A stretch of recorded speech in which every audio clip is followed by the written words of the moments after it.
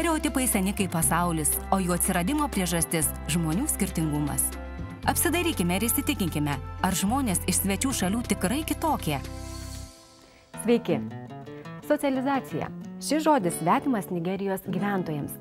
Tačiau ar iš tiesų šioje šalyje nėra socialinių darbuotojų? O gal jie tiesiog vadinasi kitaip, tačiau sprendžia tas pačias socialinės problemas? Apie tai pasakoja nigerietis Williamsas. Aš pats kartais savęs klausiu, kas yra socialinis darbuotojas. Gal tai toks žmogus, kuris padeda kitiems žmonėms gyventi geroje aplinkoje normalų gyvenimą? Kodėl aš noriu būti socialinis darbuotojas ir kaip aš galėčiau padėti daugeliui žmonių? Kaip aš jaučiausi, jei tarptautinė organizacija atmestų mano sukurtą socialinį projektą? Todėl aš apsisprendžiau studijuoti Lietuvos universitete, kur galėsiu įgyti tarptautinių žinių ir praktikos. Socialinis darbas yra man prie širdies, nes aš tikiu, kad mes visi kartu galime pakeisti pasaulį. Tai yra pirmasis žingsnis mano socialinio darbuotojo karjeroje, kuri neapsiribos vien tik Nigerija. Mes įgyvendinam Europos fondo trečiųjų piliečių integracijai 2010 metų metinę programą. Ir būtent šito projekto ir tikslas yra teikti konsultacijas įvairias.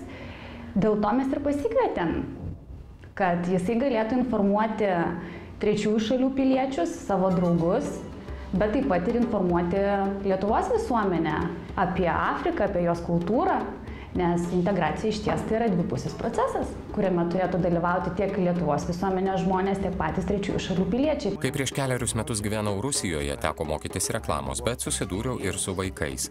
Man labai patiko socialinis darbas.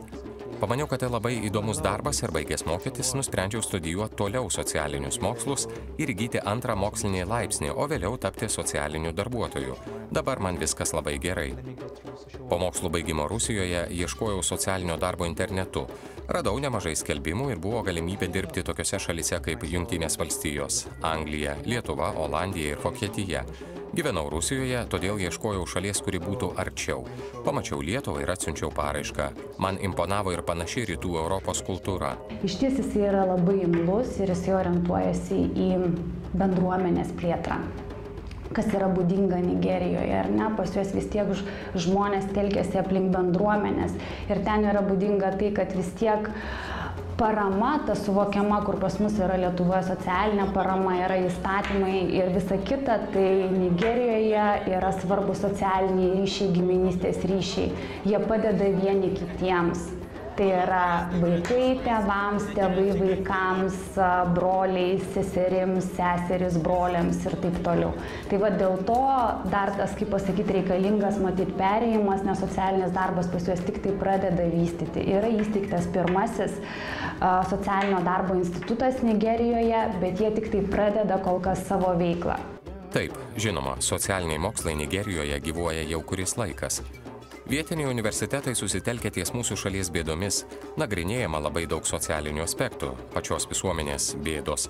Socialinės programos Nigerijoje egzistuoja kokie 4 metai. Turi įstoti į universitetą, o programa trunka 4 metus. Jie vengia kalbėti apie socialinės problemas, kurios yra Nigerijoje. Mes domėjomės, kokios kitos problemos yra skurdas, bedarbystė, nepakankamas švietimas, ar ne? Kadangi vis tiek ir gimstamumas didelis, sveikatos priežiūros paslaugos nėra aukšto lygio.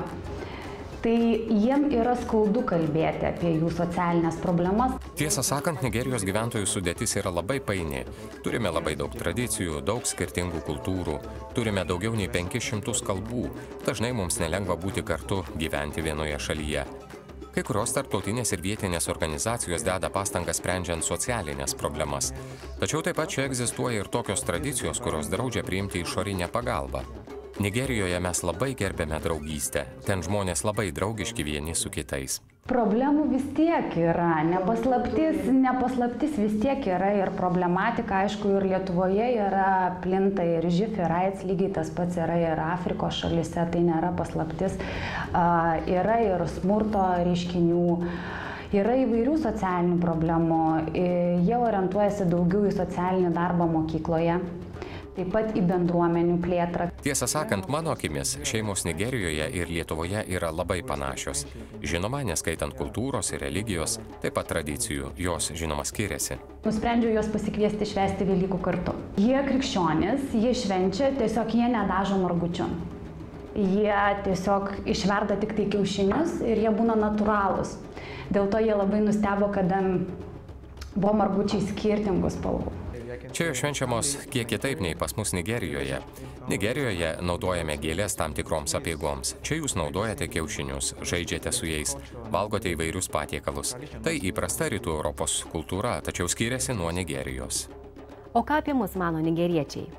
Eilinis nigerietis nežino Lietuvos, tačiau tie, kurie domisi geografija, žino, kad tai maža šalis su savita kultūra ir žmonėmis.